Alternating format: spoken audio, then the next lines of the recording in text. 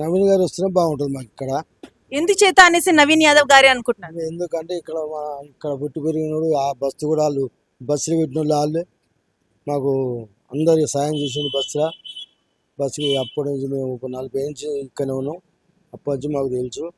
Bus మాత్రం ఆయననే పెట్టింది వాళ్ళ అయ్యా.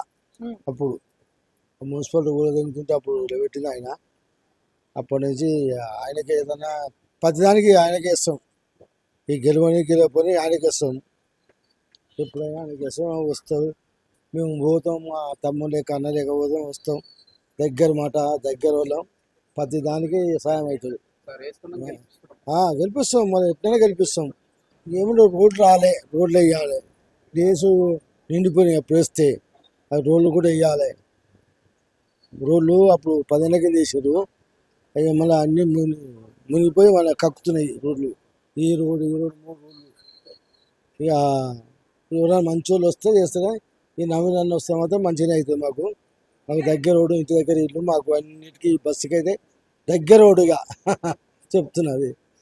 ఓంపదలు మా బస్సులు మాత్రం అందరూ 7 ఓట్లు ఆయనగా పడతాయి, వివరాలు పడాయి. నాకు ఇచ్చిన ఇంకా అప్పటి నుంచి గుర్తుపడతాము. బస్సుతో గుర్తుపడతారు.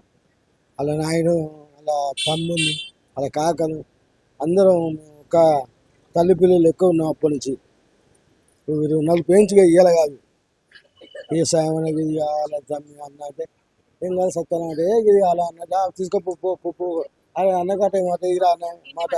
ఇంటి మనిషి లేక మా బస్సుకి అందరినీ ఒక్కరే కాదు, చాలా మంది ఆయన దగ్గర సంగతి.